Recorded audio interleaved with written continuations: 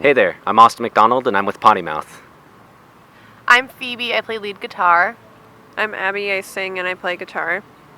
I'm Victoria, I play drums. I'm Allie, I play bass. Cool. So, how did you guys come up with the name Potty Mouth? That was Phoebe. Yeah, I came up with it, but it took us a really long time. We had a different name beforehand. It was Vacation, and then we heard about this other band that was sort of touring in our area called Vacation, and now we're actually like good friends with them and we play with them a lot, but we sort of just wanted to change our name because we were at the point where we had taken a little break over the summer and it was like a good time to do that. And I don't know, we threw a lot of ideas around. I thought of it while I was on the toilet, and I don't know, that's just where it came to me. Yeah, and there's a common misconception that it's after the Bratmobile album, but I was just going to say. Yeah, that is something that sort of came afterwards where we were like, oh, that's like a cool coincidence. Yeah, it's like a nod to it, like Allie says, as Yeah. opposed to like, Cool. So, where are you guys all from? Whoever Um, wants to go first. yeah, I'm from Portland, Maine originally, but I live in Northampton, Massachusetts now. I grew up in Amherst, Massachusetts, and I still live there. I'm from South Carolina, but I live in Northampton, Mass. now. And I'm originally from Albany, New York, but I live in Northampton, Massachusetts now. Sweet. What is the Massachusetts scene like? Is the Boston punk scene still thriving, or do you guys know? Well, we're not Boston. No, I know, but in Massachusetts in general. Yeah, is it I mean, still... it's a college town. There are 5 colleges around there, so there are a lot of young people, and it's like a very artistic area. And yeah, the Boston scene is pretty fun and exciting still, so we do play shows there pretty often. Yeah. You guys? Boston has had a problem recently with like house venues. Most all of them have been shut down by cops, which is really awful because we kind of have a lack of house venues in Western Mass too, and that's where like DIY really happens, so it's easier to book shows, but you know, that's just how things are right now. That so sucks. yeah. So what kind of genre would you describe yourselves as?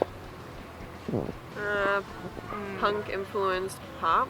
Yeah. Is that what we decided? Pop influenced punk. Yeah. I saw a lot of different ones on the internet, so I want to ask you All guys. those words like pop, punk, indie, whatever, they're all so broad and vague and not very descriptive. But while we were on tour, one of the conversations we had in the van was we were listening to Jawbreaker, 24-Hour Revenge Therapy. Yeah. And Jawbreaker is like one of my favorite bands, one of Phoebe's favorite bands. And we were like, wait a second, like, why has no one ever compared us to Jawbreaker before? Because a lot of, like, the riffs we play are very similar, and it's kind of like that classic, like, late 80s, early 90s Bay Area, like, pop-punk sound, but before pop-punk became, like, this ugly kind of phrase that was co-opted, so to speak, by early 2000s bands like Blink-182 and whatnot. Sum 41. But like, back when pop punk was really happening in this country, it was with bands like Jawbreaker and Green Day and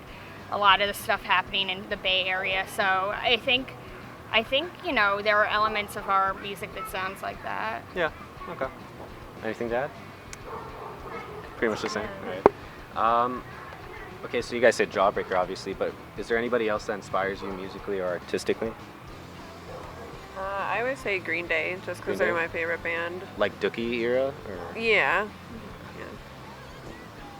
I don't really have like direct inspirations for how I play music. Like, I was inspired to play music when I like moved to Western Mass and like really found a community of people who are really supportive of each other and encouraging. So that's really what inspired me, not a band. So yeah. Okay. What was it like performing with Andrew WK? That's actually a weird experience. We thought it was going to be a lot different than it was. He didn't show up until he was around maybe, but Mhm. like hidden, you Yeah, know. And just he sort sitting of in like his van. came on stage like later on. I mean, right before he played with like bodyguards and stuff, and Jeez. it was funny because we played in like a weird play. I mean, I don't know. It was just really like dude centric, and like there were lots of bros that were like really drunk and just like chanting USA, and it was Yeah. really stupid. It was also, it happened to be like a couple days after the Boston Marathon bombing, and so the show was in a restaurant, and on every TV screen they were like, it was like CNN was on, and they were talking about like, you know, chasing down the Boston Marathon bombing suspects, and I think this was the night they found suspect number 2, and Yeah. so then like the crowd, which was already composed of this like 30-something-year-old like bachelor dude crowd, they all broke out into USA chants, and it was really annoying. Sounds like an overall really weird experience. Yeah. If you guys could choose anybody to collaborate with, who would it be? We asked the hardest questions, so No, at that's least we good. try. Oh, well, yeah, that was a good question. Yeah, I didn't think about that for a second. Okay, we can come back. Well, actually, Okay. Victoria and I already sort of lived the dream for a night where we both got to play in Alice Bag's backing band. Alice Bag of the Bags was doing a tour around this book that she had just written called Violence Girl, and in her tour she wanted like members of the community to be her backing band as she read excerpts from her book, and so she sent us 4 songs that we had to learn before the show, and so I played bass, our friend played guitar, and Victoria played drums, and we just practiced with, you know, obviously without Alice Bag leading up to the show. Yeah. And it was like a Bag song, a Dill song, 2 of my favorite bands, so that was great, and then an Elton John song, and this like traditional, like I think it might be like it's some kind of Spanish, it's like Spanish language song. I think it might be Mexican, but we learned those songs, and then we met Alice Bag and we played with her, and it was awesome. So that was Sick. kind of like my dream come true in terms of like a collaboration. Finally, what cities can fans catch you while you're on tour, and where can we follow you social media wise? Well, we have 2 cities left. Okay. We have Ottawa and Montreal. Yeah. So that's where they can catch us. But later in August, on August 17th, we're playing locally just in East Hampton, Massachusetts. The 18th, we're playing in Boston at Great Scott. And then August 22nd, we play Death by Audio in Brooklyn. So Sweet. All right. And social media? We have a Facebook that has pretty much everything that you can find. It's like Bandcamp, Tumblr, Twitter, Instagram. Everything? Yeah. All right. Cool. I'm Austin McDonald, and you've been plugged in.